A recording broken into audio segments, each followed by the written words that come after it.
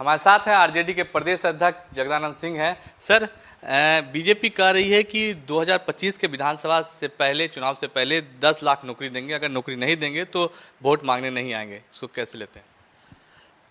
अभी तो 2 करोड़ प्रति वर्ष के हिसाब से 10 साल ये शासन में रहे हैं, तो 50 करोड़ का क्या हुआ? यदि वो 50 करोड़ हुआ होता तो बोलो मत। 10% से अधिक आबादी है बिहार की इस देश में, तो 5 करोड़ तो यहाँ भी हो गए होते।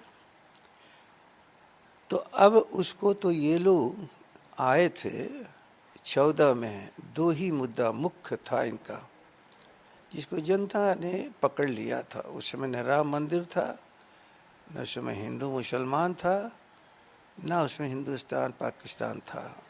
2 मुद्दे, यही सोशल मीडिया जो आप लोग के पास है, उस समय आम लोगों के पास नहीं था। 2 बातें लोगों को क्लिक कर गई।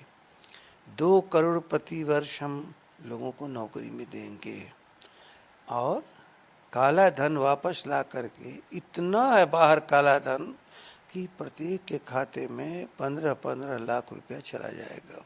बोले थे, याद होगा तो देश ने सुना था, और सभी लोग सोचे कि हमारे गरीबी, परेशानी, बेरोजगारी में यह कह रहा कि हम कुछ कर दिखाएंगे। लेकिन बाद में जुमला बोल दिया, तेजस्वी जी ने कहा कि हम बेरोजगारों को 10 लाख देंगे। पहली कैबिनेट में हमारी सरकार बनते बनते रह गई, लेकिन बाद में जो अधूरी भी सरकार बनी तो उसके हमारा कंडीशन था, इतनी नौकरी रिक्तियों को भरिए। विलम्ब हुआ, लेकिन 5 लाख के आसपास तो लोग गए ना नौकरी में। और नौकरी को हटा दो, ये जो गांव के बच्चे जिन स्कूलों में पढ़ते, वहाँ नथाले बन गया था, कोई शिक्षक नहीं था।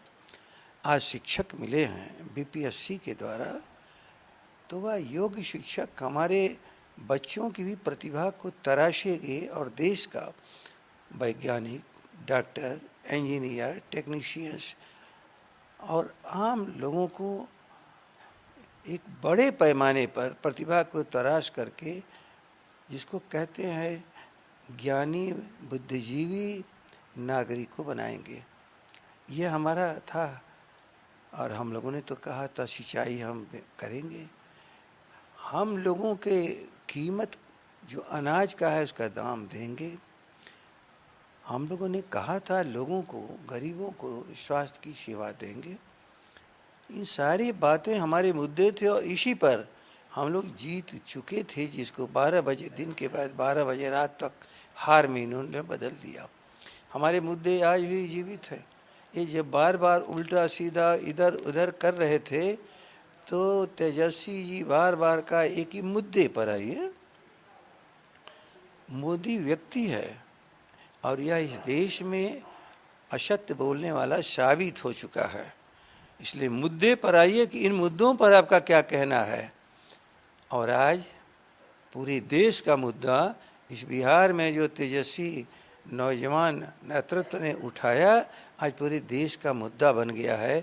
इसलिए इस मुद्दे से अब कोई भटक नहीं पाएगा। अब उसी में प्रयास कर रहे हैं कि उसी में ये भी कुछ हिस्सेदारी पा जाए। सर, प्रधानमंत्री नरेंद्र मोदी जो है कह रहे हैं कि इस बार का जो लोकसभा चुनाव है इसमें 400 पार बोल रहे हैं। इसको किस तरह से लेते हैं? क्या बोल रहे हैं? 400 पार इस बार सीटें आएगी बीजेपी, एनडीए की। आप कने ही बोल रहे हैं, बोली बंद हो गई। बिहार ने इनकी बोली बंद करा दिया। अब तो 200 के नीचे चले जा रहे हैं। ये पूरा जो इनके पक्षधर थे वो भी बोलने लगे, 200 के पास भी नहीं जाएंगे। सरकार इनकी अब नहीं बनने जा रही है, इस सरकार से बाहर जाएंगे। इस देश को काम करने वाली सरकार चाहिए, और काम करने वाला बिहार में तेजस्वी जी ने मुद्दा जो खड़ा किया वो देश का मुद्दा बन गया। जो भी प्रधानमंत्री इनको हरा करके पूरी इंडिया की तरफ बनेगा, एक मुद्दों पर हम खड़े रहेंगे, और हर हालत में जिन सवालों को हम लोगों ने उठाया था उसको पूरा कराएंगे। सर, क्या लगता है इस बार जो लोकसभा के चुनाव हो रहे हैं, 40 सीट हैं बिहार में, और कितनी सीटें जो है महागठबंधन के खाते में आएगी इस बार? इसी बिहार ने इनके 400 मुद्दे को खत्म कर दिया। 2 फेज के चुनाव हुआ, 4 पहले फेज में, 5 दूसरे फेज में। शायद एक आध सीटें जीत जाएं, यही बहुत काफ़ी है। एक आध सीटें जीत जाएंगे तो इसलिए इनको मालूम है कि हालत हमारी खराब है। तो 9 सीटों में अधिकांश सीट हम लोग जीतने जा रहे हैं। आज सारी समीक्षा धीरे धीरे वहीं पर सबकी आ रही है। और यही जो कारवां है 2 बार के 2 टर्म के चुनाव का, दोनों टर्म में जो चुनाव हुए हैं वो इंगित करता है कि अधिकांश सीटें राजद महागठबंधन को जाएगी, जिसमें हमारे लेफ्ट के भी साथी हैं, कांग्रेस भी है, मुकेश सहनी भी हैं। हम लोग अधिकांश सीटें जाएंगी, तब इनके पास शेष सीटें क्या रह जाएंगी। और ये हवा पूरे अब देश में धीरे धीरे फैल चुका है। बिहार से हार चुके हैं, शेष देश से अन्य जगह जहाँ चुनाव हो रहा है वहाँ इनको हरा देना है। सर, एक आरोप बीजेपी की तरफ से लगाया जा रहा है कि आपके राष्ट्रीय अध्यक्ष लालू प्रसाद यादव हैं, इंडिया गठबंधन में जो सीटें हैं कांग्रेस की अगर बात करें या मुकेश सहनी की, तो आरजेडी के लालू प्रसाद यादव ही तय कर रहे हैं कि कौन सी सीटों पे कौन लड़ेगा। यहाँ तक कि कांग्रेस के उम्मीदवार भी कहा जा रहा है कि उन्हीं के इशारों पर ही तय हो रहे हैं। जनता तय कर रही है। जननेता हैं लालू प्रसाद जी। जनता की आवाज़ को पहचान करके हर सीटों पर अपने साथियों को यहाँ पर जगह दी गई है। सर, आपने कई लोकसभा के चुनाव, विधानसभा के चुनाव देखे होंगे। इस बार का लोकसभा के चुनाव है, इसमें वोटिंग प्रतिशत जो है बिहार में दोनों फेज में कम हुई है, तो क्या कारण लग रहा है आपको? इसलिए कि भावनात्मक मुद्दे खत्म हो गए, वास्तविक मुद्दे पर आ गए। और जो देख रहे हैं कि हम जो चाहते हैं वहीं अन्य लोग भी जाकर के अपने मत का प्रयोग कर ही रहे हैं उसी काम के लिए। और इसलिए जब वो जीतने जा रहे हैं तो लोग समझ रहे हैं कि जीतते हुए लोगों को यदि हम न भी दें तो ये जीतेंगे ही महागठबंधन इंडिया के लोग। और नफरत हो चुकी है इनके भावनात्मक मुद्दे पर।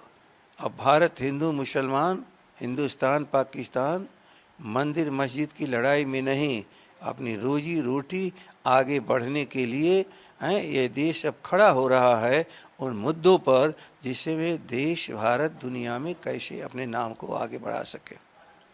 तो ये थे हमारे साथ आरजेडी के प्रदेश अध्यक्ष जगदानंद सिंह, जिन्होंने कहा कि इस बार का जो लोकसभा चुनाव है वो मुद्दों पे आधारित है, खास करके रोजगार के मुद्दों को लेकर महागठबंधन जिस तरह से आगे है, लोग निश्चित रूप से महागठबंधन को बिहार में 40 में से 40 सीटें जिताएंगे। कैमरा अभिषेक के साथ शक्ति, इंडिया न्यूज़, पटना।